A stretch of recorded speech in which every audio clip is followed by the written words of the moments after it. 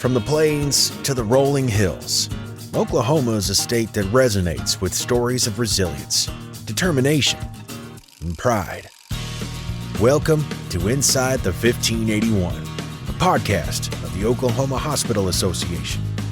Together, we'll dive deep into the heartbeat of the great state of Oklahoma as we journey through the rich history, diverse culture, and the ever-evolving landscape within the 1,581 miles of border in our nation's 20th largest state.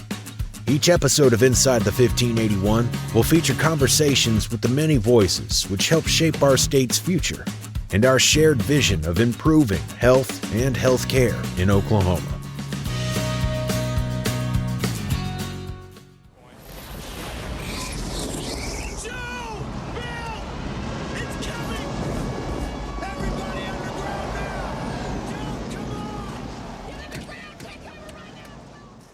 Welcome to this edition of Inside the 1581. You were just listening to the theatrical trailer to the movie Twister. And I think there's probably no better movie to kind of illustrate the strength and the veracity of tornadoes. And certainly it was captured in that movie, which incidentally is coming up on its 30th anniversary. And I believe this summer we will have the sequel. I think it's called Twisters that will appear this summer. And so we're here on the 1581 talking about tornado season and certainly what we as the public can do to protect our families and certainly what communities are doing and what hospitals are doing to ensure that they're protecting their patients and their team members. And so we're beginning this episode with Nolan Meister, who is with the National Weather Service. He's a meteorologist there. We're delighted to have you here, Nolan. I have a bunch of questions. And so thanks for driving up into Oklahoma City at our studios here to spend a little bit of this morning with us. Appreciate it. Yeah, thanks for having me. I'm looking forward to getting to talk about it. You know, if you're a meteorologist, there's nothing you love more than talking about weather. So this is an exciting opportunity. Yay, tornado season. Well, you know, and I grew up in Florida, so, you know, I'm a hurricane brat. So same thing, you know, hurricanes are here, you're ready for them. But it's a different environment. You know when it's coming, and you typically know how long the duration is going to be, and you know it's a big, wide swath that it's going to impact. But tornadoes are so different, and so we want to get into that. But before we do that, Nolan, why don't you just tell us a little bit about your background? You're an OU grad. You're at the Weather Service. Give us, you know, what got you into or your interest in meteorology and your career track thus far. Yeah. So one of the things that you hear from a lot of meteorologists around is that this is something they always knew they wanted to do ever since they were a little kid. And usually there's a story about how a storm came through their neighborhood, blew down a tree, and that really got them into weather. For me, the story is a little more nerdy and embarrassing. I just loved numbers as a kid. I loved making little bar graphs with what the high and low temperatures were going to be when I was growing up. So meteorology was a great way. I learned to get to do numbers because going to college, I got both my bachelor's and master's degrees in meteorology from OU. So I got to spend 6 years in college studying weather. And I learned there's a lot of math and a lot of physics. So that was, you know, a cool way to make the dream come true. And at some points, I was also cursing myself for that being the dream. But I've been at the National Weather Service down in Norman for the past 2 years, living out that dream of being a meteorologist. And on a day-to-day basis, I still can't believe that I get to do this. I get to forecast the weather for a living. It's a pretty cool job to have, I think. And so in Norman, you guys, are you the storm prediction or the you know, you have a certain role that office does. I don't want to speak for you. So what is the role of the office in Norman? Because I know there are regional weather service offices around the country. That's right. So there are regional weather service offices. We've got about 120 that cover local areas. I work at the Norman local office, which we cover the western 2/3 of the state of Oklahoma and a little bit of western North Texas down around Wichita Falls. There's another office over in Tulsa that covers the eastern third of Oklahoma, and then small chunks of the corners are covered by the Amarillo and Shreveport offices.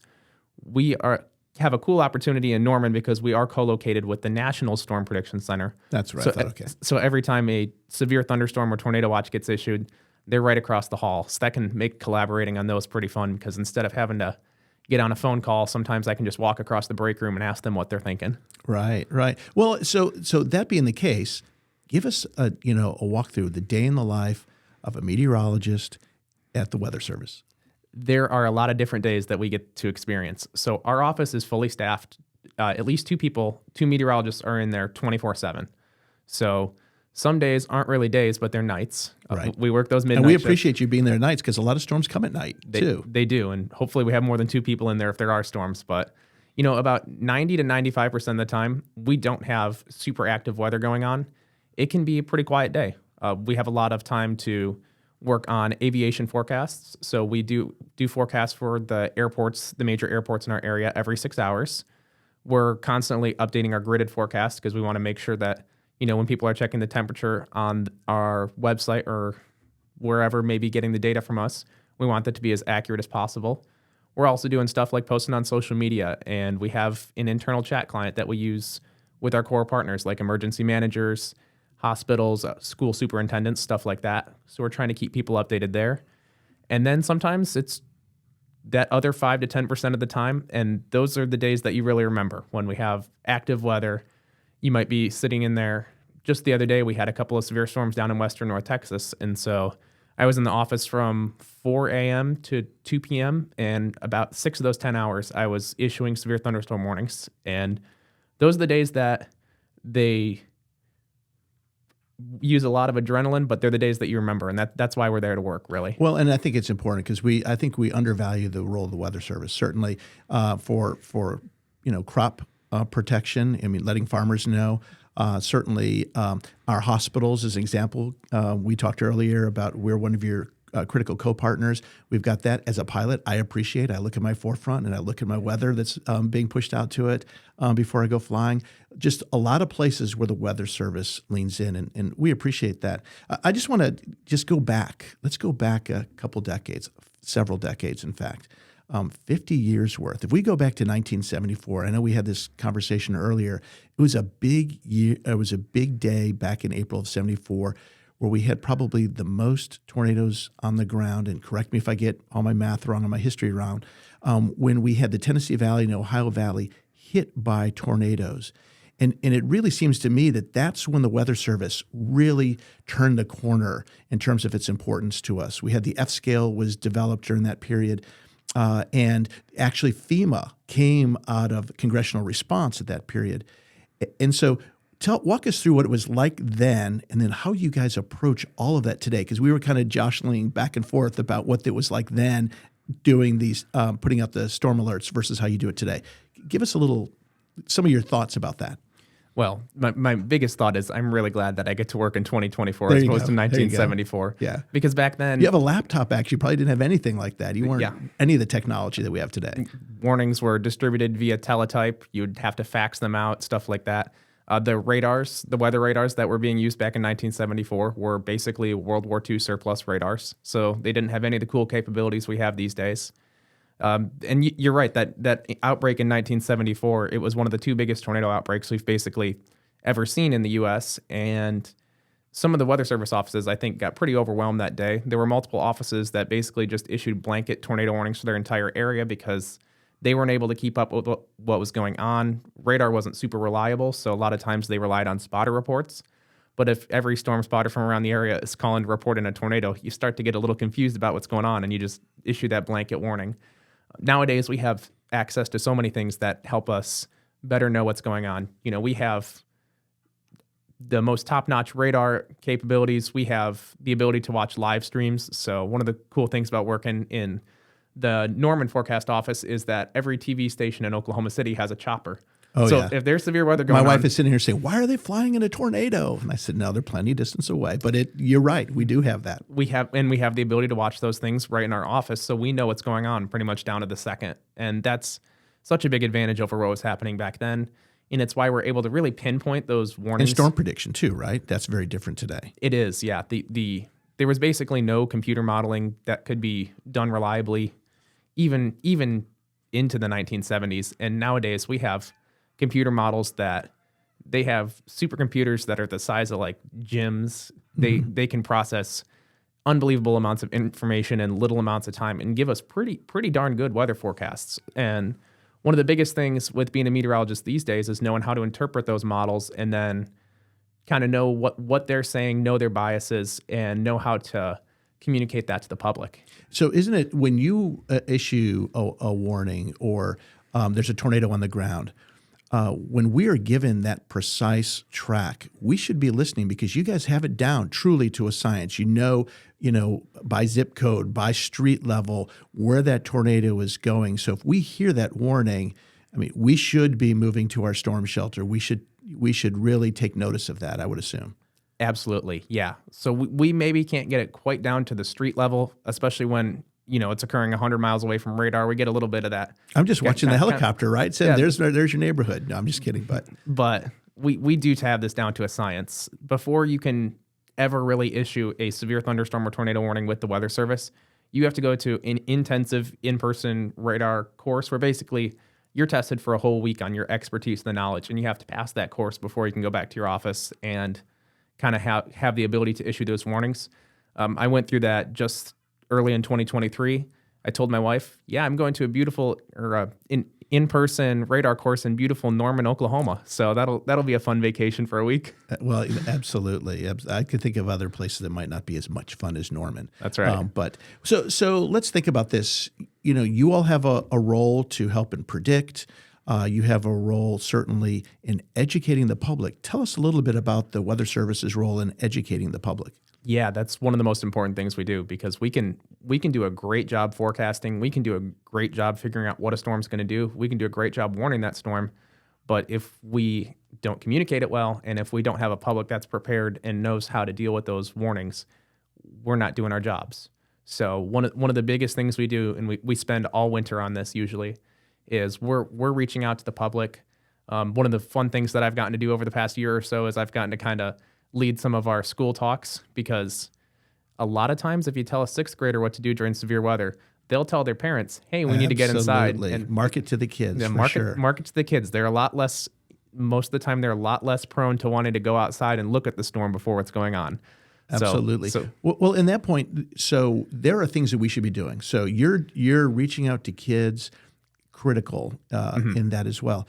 So what would you tell our listeners? What should they be doing? What should be in their ditch bag? Like you would if you're a fisherman. What should be in that bag? What should be in your home? How should you prepare so that when that siren does go off in your community or your app goes off telling you that there's a storm in the area, what should they be doing? Yeah, that's a great question. And it's one of those things that we live in an era where seeing is believing. People want multiple sources of confirmation if they get a warning. And my wife's done research on this and basically found that when people receive the warning, the first thing they do is they check their secondary source, whether that's looking at TV, checking their phone app, looking at radar. For some of them, it's walking outside and looking at the storm and deciding if they're in danger. So what we really urge these days is for people to have those multiple sources of confirmation readily available.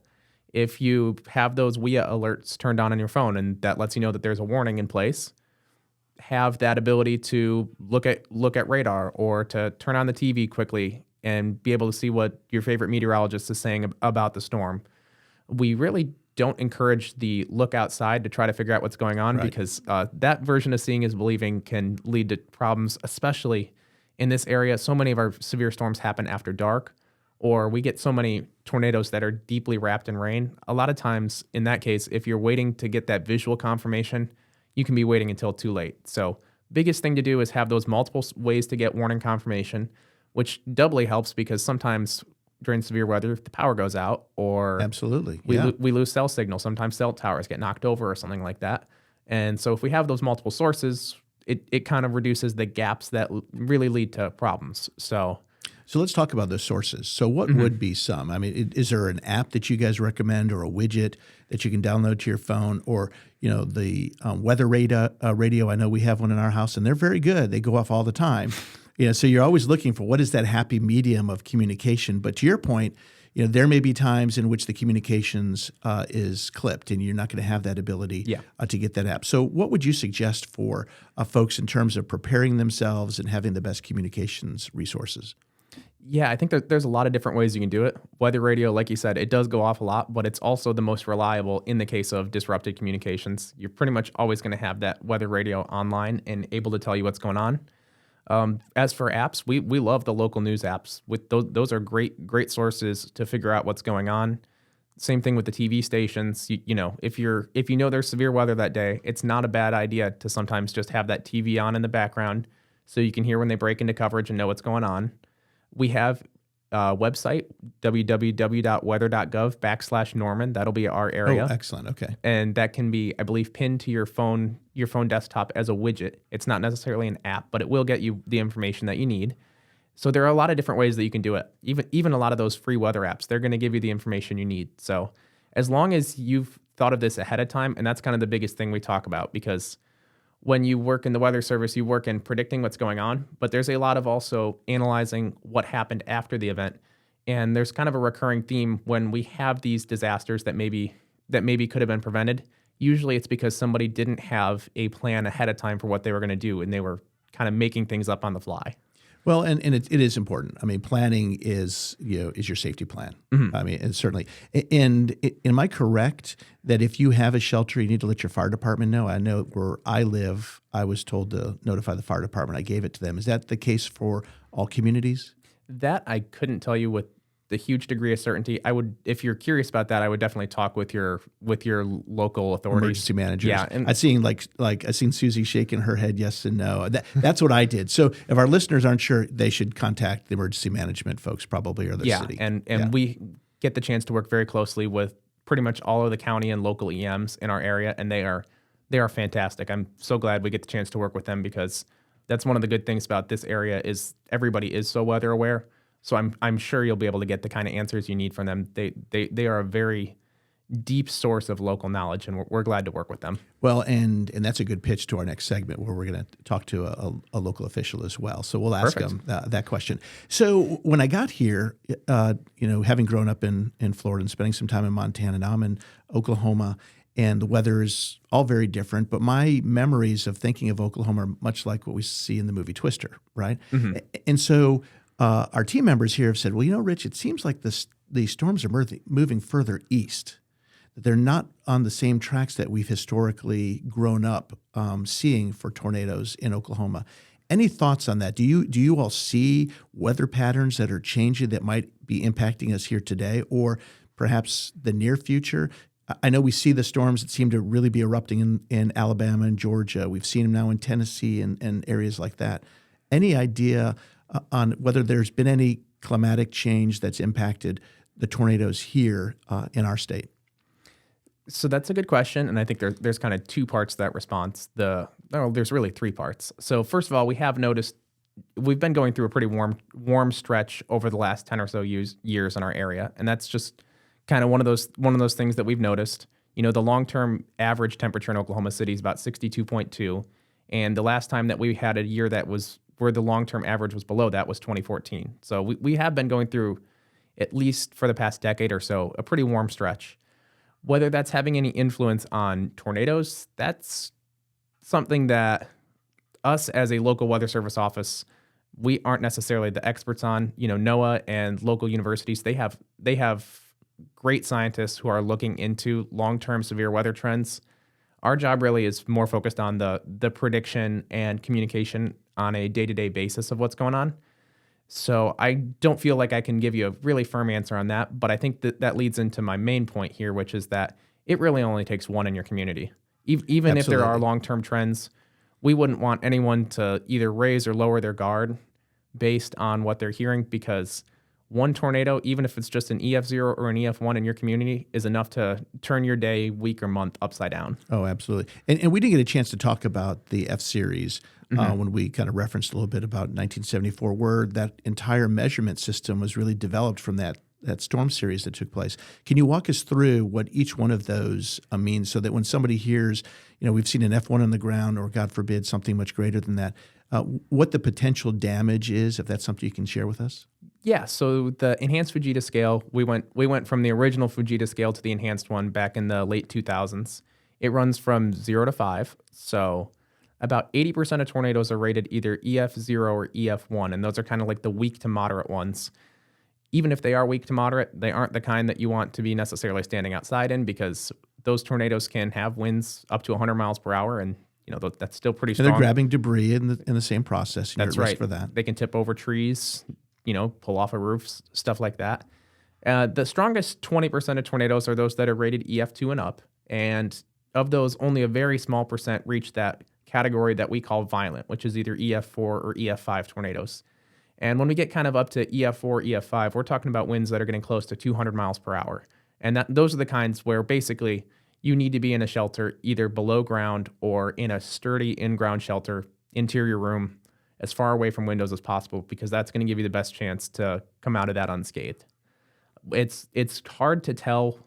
I don't want to say that we can't tell what a tornado is doing in real time and give a prediction on its strength, because there is research kind of going into that, but it's not the kind where we can tell necessarily by just looking at a tornado. Even some of the narrowest ones can be some of the strongest.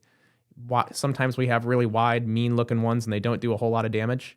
So we don't ever want people to just look at maybe a live stream or see it coming down the road and make a decision on how they're going to shelter. You should treat every tornado like it has the potential to be one of those stronger ones. Well, if you see one tornado, you haven't seen all of them, right? Because everyone's different. Yeah. And the environment in which they are traveling can be different too. So that's right. Other environmental hazards in one tornado may be very different in another. Exactly. That's a great way to put it. It's just you have to treat each one with the utmost respect, because you never quite know what they're capable of. Absolutely. And one last closing here. You seem to really enjoy this. Do you see a career working for the Weather Service, or are we going to turn on Channel 9 and we're going to see you one day on Channel 9? I love what I do. Uh-huh. I said growing up that I had a face for radio and a voice for newspaper. So there you go. I don't ever see myself really necessarily going into the broadcast world. That is the people who work in the broadcast world, and I have some great friends that I graduated with who have gone on to do really cool things, and they're working all around the country at TV stations. They're doing fantastic work. But I just love what I do at the Weather Service. I love working with my coworkers. I think I work at a really awesome office. We do some really cool things where we are, and I just think we get a really great chance to provide positive benefit to a wide range of people's lives. And so I don't see myself ever doing anything other than working for the Weather Service. But, life sometimes can do what it wants to do. So never say never, but I'm really happy where I am right now. Well, and Nolan, we appreciate you and the team at the National Weather Service. In this segment, we clearly talked about the role that each of us has to prepare and protect our families and our property. The role of the Weather Service and how important it is, whether it's in aeronautics or it's in protecting and forecasting for our farmers.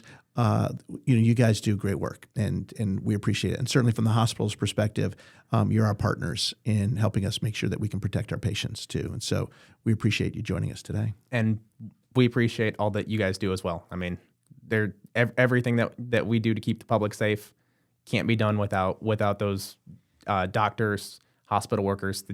They are some of the unsung heroes out there. So we appreciate everything you guys do as well. Well, we appreciate it. And later on in our segments, we're going to be talking to Emily Coppock, who had worked in emergency department that responded to a storm that we had a couple years ago. So you've been listening to the Weather Service here on Inside the 1581. We encourage you to come back and join us in our next segment, where we're going to be talking to folks from SSM Health at St. Anthony's Hospital in Shawnee, where they experienced a tornado in their community and certainly that hospital, when we return to Inside the 1581. Cyrano Video is a next-gen video production and digital marketing solution. Video creation doesn't have to be expensive or time-consuming. We enable you to create all the content you need while ensuring it reaches your intended audiences. Learn more at CyranoVideo.com. Welcome back to this edition of Inside the 1581, where we are talking about the impact of tornado season on our state. And in the first part of our show, we had some time to speak with one of our meteorologists from the National Weather Service. And I hope folks walked away with some notes that they need to follow up on in protecting their communities and certainly protecting their households. And so now we're going to talk to two leaders who play a significant role in protecting the patients and the team members at one of our hospitals. And so we're delighted to have them join us today. I've got Greg Fasching, who is the Senior Environmental Safety Specialist, and Stephen Vasquez, who is the Integrated Health Technology Manager. Both of them are at SSM Health and St. Anthony's Hospital in Shawnee. Guys, thanks for being here today. Thank you for having us. And so we're going to talk. Yeah, go ahead. You had something? Yeah. Sorry, Rich. Before we get started, I'm curious. Inside the 1581, what's that mean? Oh, dude, you are spot on. We love this question. So inside the 1581, we were trying to come up with a name for our podcast. I think everyone, who produces a podcast is looking for the right name. And we want to be able to tell stories about what's great going on in this state and certainly what our hospitals are doing to improve health and healthcare in their communities. And so we came up with this idea of measuring the circumference of our state, the border of our state. So the entire border of our state is 1,581 miles, hence inside the 1581. Nice. Cool. So you can, if you want to follow us, whether it's on Spotify or on Apple Podcasts, just go to insidethe1581.com and you'll be able to click it and listen to what we're talking about. But today we're talking about tornadoes. And I'll tell you, from someone who grew up in the South, growing up in Florida, I never really worried about tornadoes. I always worried about hurricanes. And so now I'm here in Oklahoma, and so I have a new sensitivity to the weather. And certainly our first segment, we talked a lot about that with the Weather Service. And so we're going to talk now about what our organizations are doing, particularly our hospitals are doing, to protect their patients and their team members. And you guys are in the middle of it. And so maybe I start with you, Greg. You head up the emergency management functions for your hospital. And I know, Stephen, you help them with that too.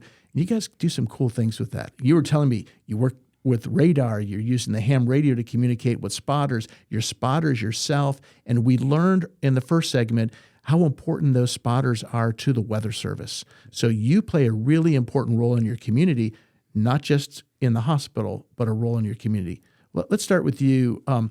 Why don't you tell me a little bit about yourself and the role that you play? Anything safety or emergency management kind of falls in my wheelhouse. So the environment of care, a big part of the safety side, but what I really love is the emergency management stuff and working with our partners and the Weather Service and local emergency managers. That's my favorite part of what I do. So when you get up in the morning and we turn on the local weather service, they said, folks, be ready for severe thunderstorms, possible, environment for tornadoes, be alert. Do you go to high warble mode? Do you get excited about that when that happens?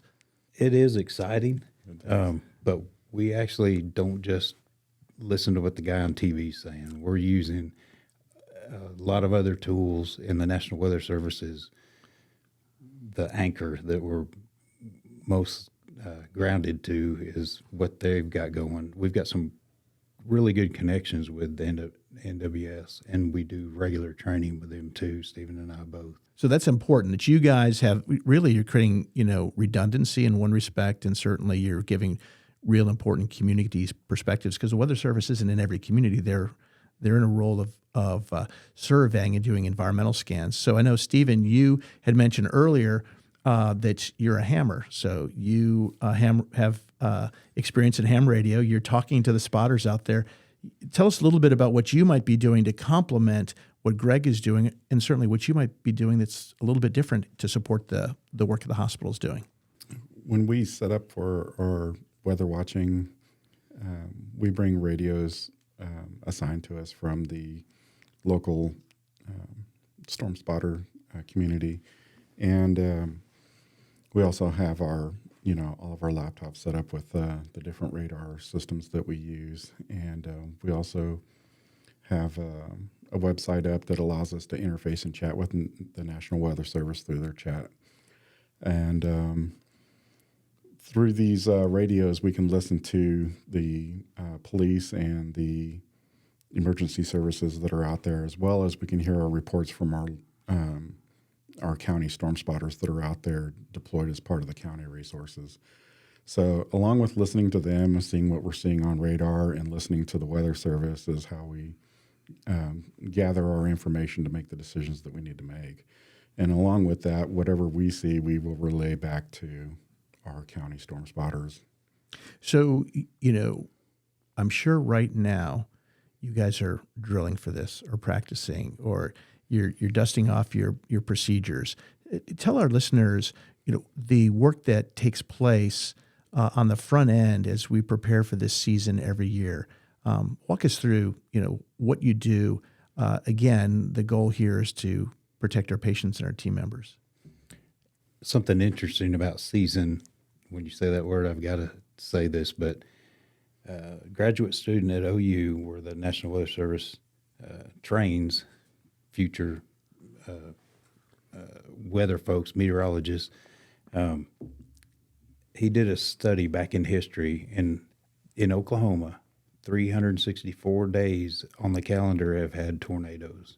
So we do Every day. We prepare for every day then, Yes. the bottom line. We will peak in May, and there's a second season in the fall, but we kind of we've had, you name it, there have been days when we've been there long into the night watching to make sure our address is not in the path, or if it is, we let the right folks know so we can protect our patients. So you're listening in, and you get the tone out that you're in a tornado warning now. And what happens in the organization at your hospital when that happens? Kind of walk us through. We think about ER, right? We watch the reality TV shows, or we watch the theatrical TV shows when an emergency takes place. But a lot happens during that period. Walk us through, what might be going on in the organization when you know that you're either in the area or you need to be taking evasive measures at that point. Normally, we've warned them way ahead, hours or days ahead. We'll send out an email. We use graphics from the National Weather Service so that they can, some people won't read my words, but they'll look at the pictures and give them the sense that we need to be Monday, for example, we could have severe weather. So we'll craft an email, and so the leaders already will know. But in communicating with our house supervisor, we can tell if we are actually in the path, have them start doing some patient relocation if we're going to need to. Most of the time, what Stephen and I are doing is proving to them that we're okay. 90% of the time, when the large area warning goes out, we can pinpoint our address on our radar screens and watch the path, and our conversations with the spotters will help us know if we're really safe even when the sirens are going off outside. So I think it's really important when those patients are with us that we don't inconvenience them by moving, panicking and moving them if they really didn't need to be moved. Absolutely, we will move them to a safer place if we're in danger. And I would assume, too, that, just for folks who are listening in, the effort that you undertake is really for all hazards, too, I would assume. I mean, you're preparing, at least working with your team members. We know what the drill is, regardless of what the emergency might be. It's we're all hands focusing in on any event that could disrupt our delivery of care. For Oklahoma, wildfires tops the list. Some of our Oklahoma facilities could be affected, even if it's only smoke from a nearby wildland fire. So there are multiple hazards we're helping to watch for. Yeah, and I think most folks don't have an appreciation for what it takes to keep essentially a small city running. I mean, you look at the number of employees, your patients, it's a small city that's on a very small postage stamp of property, and you've got to keep it running. And so, Stephen, for you, who also has IT responsibilities, there's a lot that needs to be done to ensure that we protect ourselves. And I know we're digressing from tornadoes, but protecting ourselves from that IT infrastructure, because that's equally important. And that's one of the contingencies we plan for. Yep, it certainly is. In the world today, there are always bad actors that are trying to compromise our data systems. And we do have a very good security team that monitors and looks out for that stuff and helps try to protect us from that. And at all of our local ministries, we also play a part in making sure that we maintain our system integrity. Well, in making this a priority in an organization, doing the prep, doing all of that work, and then certainly the after action. So speaking of after action, so last year you all had a storm that directly impacted the hospital. Walk us through what that experience was like when that was going on, and then certainly, what you learned from that's been embedded in your planning for this year? We had some unusual storms on April 19th, 2023. They were not just flowing like storms normally do. There was kind of stair-step motion, and a lot of the storms had a sharp left turn, which is not typical. But one advantage to those storms for us was they were not moving really rapidly. So we could get, plenty of time to get the track. But I remember at one point, our administrator on call was looking over our shoulders in that command center we had set up. And just for confirmation to get her in the conversation, I looked over at Stephen and I said, we're in the path of this one, because typically I'm telling them we're not in the path. And he confirmed that. We check and balance each other, or confirm. And that I remember clearly, she was a little surprised to hear that I was saying we're in the path. But at the same time, with our radar screens up and looking at that velocity, we could see the wind speeds kind of decreasing. They were decreasing as that tornado approached us. Yeah. And I like to say we have a hedge of protection around that hospital. But at the next breath, I told her that I know that what's coming, even though we're in the path, this building can take it. And we need to get people for sure away from windows. But we managed. I mean, there were some bolt-on things that moved around in that tornado, but that structure held. So, Stephen, anything? Yeah, it's it's a pretty scary event. Did you hear the train? What he talks about? You could hear it. We definitely felt the pressure drop where we were at. Ears during the monitoring. Any of the windows bulge, or we saw that all the time in hurricanes when you come through. The same thing with the doors. When that pressure starts to change. Yeah. We heard a lot of, racket on our roofs. We lost a lot of, air handlers and stuff. Right. But did you take a direct hit on this? We were on the edge. That tornado was 2,300 yards wide, 23 football fields of damage, and we were on the western edge of it.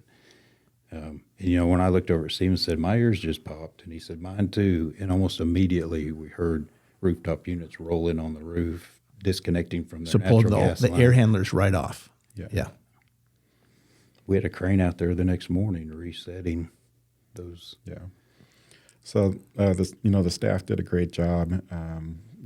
They were aware of what was going on right at the moment, and our administrator that was there was in contact with our house supervisors, and they were able to get patients repositioned and wait for it to pass. But like I said, it's a scary situation. I can remember sitting there watching on radar as it crossed over the hospital, and then further tracked towards his house. It actually tracked towards my neighborhood, which I live just north of the hospital there. And I remember thinking during that time, as I seen it going past our neighborhood, as it went right down Kickapoo, whether or not I would even have a house to go to when this was all over. So, you guys have gone through this experience. Not everyone has gone through, a tornado in their hospital. I mean, we think of Joplin, I think is what we think of most of the time. What would you say to your colleagues? What could they learn from your experience if you haven't had the chance to give them, like, here's the top learning that I had from that experience? What would you share? Drill. Yeah. Involve your staff, involve your administrators, and drill often. That way everybody knows what their roles are, what they can do, and what needs to be done. And then also, if you were talking to a community event and they're wanting to receive some reassurance that when their loved one is in a hospital during tornado season, what words would you give to them? I think I heard you say, Greg, that I know this hospital's can take a direct hit. What would you tell folks when you're communicating with them in the community? I think it's really important that they realize we are watching. We know way ahead of time. Stephen and I attend briefings with the Weather Service twice a week, and it's going to be. We get great lead time when we can expect the conditions to be right. I always say to bake that tornado cake, you have to have certain ingredients in place. And some days you don't have enough of one ingredient, and we know the risk is low. Some days you're going to have all of them in play, and we're watching on those days. And when we're threatened at that, I say at that address, we're going to be taking action to make sure those patients are in a safe place. And available for the community to take and receive. So, I mean, you're going to pivot both ways. You're going to take care of that, but and I think maybe not necessarily you all, but I think all hospitals are also pivoting to make sure they can take patients in from their community as well. On April 19th, 23, as soon as it passed us, we went out to do a damage assessment. And Stephen and I were moving huge light poles off of the driveway where we expected patients to be arriving so that they could have access. I think I mentioned the crane at dawn the next morning, but another really important thing for other hospitals is make those handshakes. And our facilities director has personal cell phone numbers. And at midnight, when we completed some preliminary damage assessments, he called the company that had the crane, and he called our electricians, and he called the mechanical. I'm not naming names, but Oh, absolutely. those guys, he rolled them out of bed on their private cell phone and said, "Hey, we've taken a hit, and we need." So those relationships with, the emergency management folks in the community and your vendors and contractors, they really helped us immediately at dawn. We had things rolling already for recovery. That's really important. Oh, absolutely. I can reflect back on one of the hospitals that, when I was working at the Florida Hospital Association, that made it clear to all of their contractors that when hurricane season comes and we activate, we want your vehicles and your staff in our building, not only to support the hospital, but if I have team members that have lost their roof, I want you putting tarps on their roofs. So they had two roles: protect the hospital, immediately jump onto the repairs, but support the team members. And I say that because I think we have team members that are impacted. And in our next segment, we're going to talk to one caregiver that responded to a tornado. And so hopefully we'll learn from her experience. For you all, after the fact, what have you seen that your organization, SSM, has done to make sure that your team members needed everything that they could possibly want following an event like that? So that was really helpful to us and my team in the IT world. One of our clinics on Kickapoo sustained quite a bit of damage, and we had 3 clinics located inside that building. And SSM responded and helped get us the help that we need to get to relocate these 3 clinics as quickly as possible so that we could get services stood back up for those patients. And we had issues with cooling, due to the power outage. We had issues with cooling our data centers, and just the great partners we have within our ministries and our team members within the state. They were able to send us chillers and things that we needed to keep our data center cool while we were going through this stuff. They sent us people to help relieve staff that had been up, lots of hours working the issue. So altogether, everybody did a wonderful job.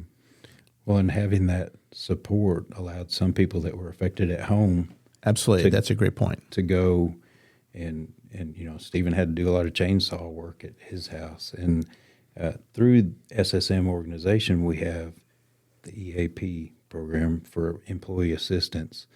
And they were able to, not everyone who maybe could have applied for help, but we made it known that that resource was available to staff, and they managed to help quite a few people.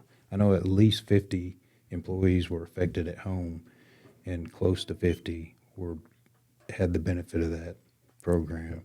I think 16 were seriously impacted. Is that right? Yeah, 16. So you're working for an organization that really has a culture of compassion and caring for their team members, which is important. It's important that we recognize that we're taking care of our team and we're taking care of our patients. And you guys did that. So we want to thank you for spending some time this morning talking about how the two of you personally have been involved in supporting your organization during a tornado. And certainly I think the takeaway from all of us, and I think we heard it from our first guest from the Weather Service, is prepare.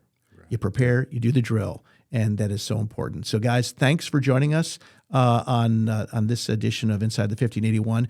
When we come back, we're going to be talking to a caregiver that personally responded to a tornado in her organization when we come back after this break from Cyrano Video.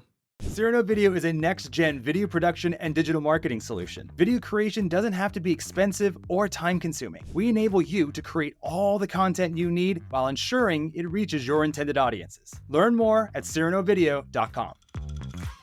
Welcome back to this edition of Inside the 1581. In our third segment here, we've been talking about tornado season, and we're certainly in the beginning of that here in Oklahoma. We heard from our two other segment guests about what some of our hospitals are doing to respond, and certainly what we need to know as residents as we enter tornado season.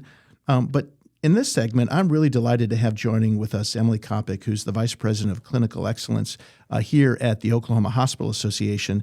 And Emily, you've been through this. I mean, you say to me all the time, "Well, I'm a farm girl," so you've been through these storms. But more importantly, you've been a nurse in an emergency room when a tornado has hit and impacted a community. And I believe you were at INTEGRIS Southwest when we had the tornado on May 20th of 2013. Tell us a little bit about what that experience was like when you were there. All of this is going on outside, and you start to receive patients. Tell us what that was like. Well, actually, I was off work that day on May 20th. But when I was watching the weather and the news and I saw the massive disaster, I knew there was going to be mass injury, mass casualty, and I knew that several hospitals had been impacted that were in that area. Knowing that Southwest was really close to where the tornado actually occurred, I knew that Southwest would potentially get an influx of patients. And so I left my home, drove into work, and luckily we had practiced for these type of scenarios before through emergency preparedness, tabletop drills, big real-time drills. And so I knew that there would be a command center there waiting to receive, people responding to help. And so when I came in, I actually was directed to the radiology waiting room, received a big badge that said RN, and they stuck it to my shoulder, and then they gave me an assignment. And typically I was an ICU nurse by background, but that day I worked in the ER, and I was taking patients that were already in the ED and moving them to the medical decision unit side, the clinic side. You were creating capacity. Yes, yeah. Because we knew that the ER would start to get patients even from like our EMS services or just their private vehicles walking up, however, from the storm. And so I wanted to make sure that the patients that were already there receiving care still received proper care and allow the ER providers, nurses to do what they do best, which is triage and treat patients quickly. And so for me to be able to step back and take those patients that were there, get them to appropriate rooms in the hospital, and then take some of the other patients from the storm, multiple types of patients that we saw, ranging in various types of injuries and severity. And so, I treated a lot of patients that day and cared for a lot of patients that day. And this is your backyard. I mean, this is your home. And so, when family members come in with an injured, part of their family, there's a certain level not only of obviously of treating the patient, but comfort for the families. How do the medical teams or the clinical care teams engage in that level? Where they're providing additional, particularly, mental health comfort to folks. Tell me a little bit about how, as a care team member, you guys do that for your patients as well. I mean, providing compassionate care is one of the things that medical providers, nurses, our main reason for providing care is to do no harm. Mm-hmm. And that means to also take care of the whole patient, not just maybe what they're there for, but if they're there and they're experiencing anxiety, the chaos and the overall fear of what was going on. But also we were having to take care of each other because you were right, it was in our backyard. Several of the caregivers that were on site and already working that day weren't sure if their house or their family or their loved ones were okay. And so we all were just treating each other with compassion, respect, and that translated into the care that we provided to the patients. We in healthcare, it's typical for us, it's every day to go into work, but then it's always to keep in mind that just because it's every day for us, when we have patients in our hospital, it's not every day for them. And keeping that top of mind to know that it's best just to treat them with compassion and understand that what's routine for us is sometimes very scary and chaotic for the patients. And we know too, and maybe some of your experience on this too, is that we have the event, and typically we have a rush of patients that come. But there are patients that continue to come several days thereafter because they've climbed up on the roof and they've fallen. They've cut themselves with a chainsaw cleaning up the yard. They may have actually, hit an electrical line or other injuries that are sustained well after the tornado has cleared. Have you seen that as well when working in the ED? Yeah, and even the patients that come in, they don't just go away. Sure. Some of them wind up staying. We had patients that stayed for months due to their severity of their injuries. And then, of course, yes, you get the patients that, are cutting down trees, cut themselves, things like that with trauma. And it requires special services and care that maybe we didn't have at our facility at the time. So, emergent temporary privileges for certain type of surgeons, nurses coming in with vast experience in certain types of injury. It was really an all hands on deck type situation for weeks to months. And then the national attention that it received. We had reporters, I think Matt Lauer was in our hospital at one time. So then there was the buzz around that. And, a lot of Which is a distraction when you're trying to focus. And we don't often think of that these other external factors that are having distraction. Right. And so a lot of people were just ready to just get back to normal work, more or less, than feeling like we were in the spotlight. Sure. Just because of what we do and what we signed up to do every day. So something you said in the very beginning here that I think is if we step back, we can recognize how impactful it was. And that is that you saw what was about to happen and you responded. So let me ask you this question. Do you view the work that you do as a calling? Oh, 100%. And so that calling really is what drives your behavior and your team members' behavior.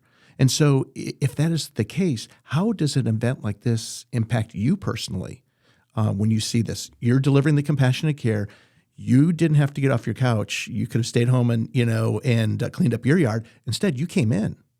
So tell me a little bit about how that personally impacts you. I think, to go back to the fact of it being a calling, I think a lot of first responders and healthcare providers and nurses, et cetera, would say that, yes, we get into these type of careers because we see the need and we want to provide the care. We want to make things better. We make people feel better.